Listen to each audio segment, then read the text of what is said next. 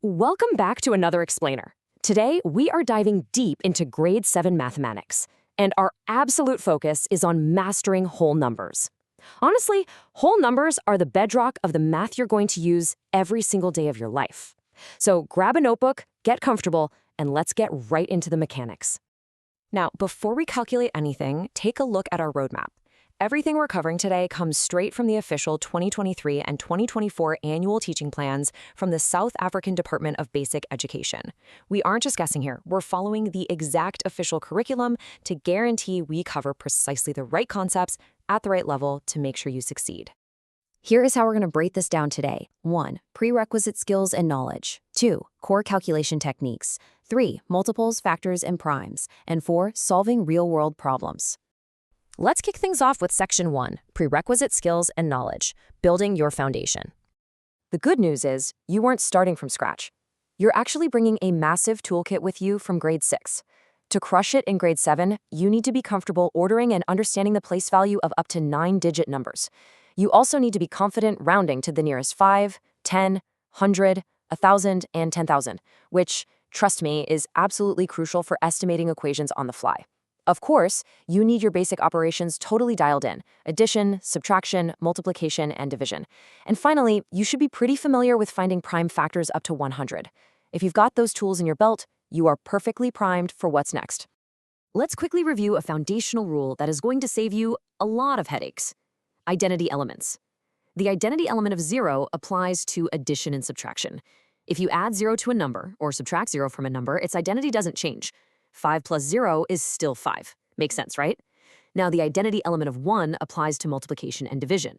Multiply or divide a number by 1, and its identity stays exactly the same.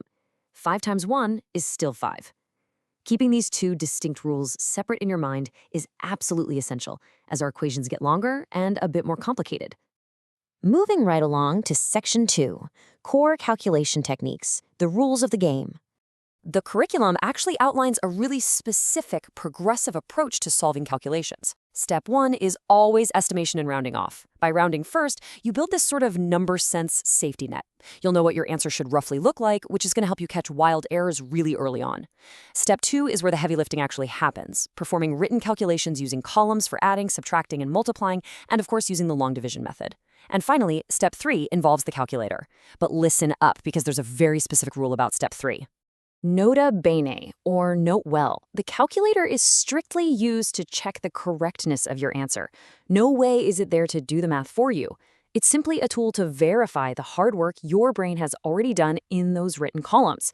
Think of it as an accountability partner, not a shortcut. If your column math doesn't match your estimated guess from Step 1, whipping out the calculator in Step 3 helps you figure out exactly where things went off track. All right, on to Section 3, Multiples, Factors, and Primes, the mechanics of numbers. Remember that grade 6 prerequisite checklist we just talked about where you had to find prime factors up to 100? Well, it is officially time to level up. In grade 7, the expectation jumps. You're now expected to list the prime factors of whole numbers that are at least 3 digits long. Don't panic though. You'll be using the exact same logical steps you learned previously, just applying them to larger numbers.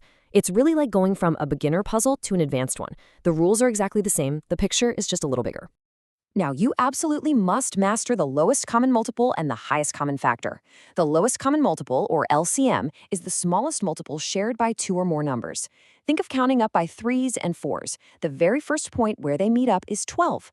The highest common factor, or HCF, on the other hand, is the largest number that divides exactly into 2 or more numbers without leaving any remainder. So the largest factor shared by 12 and 16 is 4.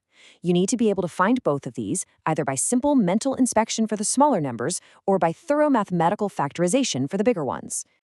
Finally, we reach Section 4, Solving Real-World Problems. Or, to answer the ultimate math question, when will I ever actually use this? First up, we need to totally understand the difference between a ratio and a rate. A ratio compares 2 or more quantities of the exact same kind. For instance, imagine sharing 100 rands between 2 people in a 3-to-2 ratio. You're comparing rands to rands. A rate, however, compares 2 quantities of different kinds. Think about calculating speed, like kilometers per hour. In that case, you're comparing distance to time. Knowing whether you're dealing with a ratio or a rate is the absolutely crucial first step to unpacking literally any math word problem. And the thing is, these ratios and rates aren't just abstract, boring concepts. They're applied directly to real-world financial contexts. The curriculum places a massive focus here on practical, everyday adulting skills. You're not just learning to push numbers around on a page, you're learning the underlying math required to navigate the financial realities of the real world. Let's look a little closer at those specific financial contexts. In grade 7, you're expected to solve problems involving whole numbers, percentages, and decimal fractions in a few key scenarios. You're going to calculate profit, loss, and figure out exactly how much cash you're saving with a discount. You'll learn the actual math behind managing household budgets and keeping track of accounts. You'll even dive into the mechanics of loans and figure out how to calculate simple interest. This is incredibly empowering knowledge. This is the math that helps you run a business, save up for something you really want, and ultimately make smart decisions with your money.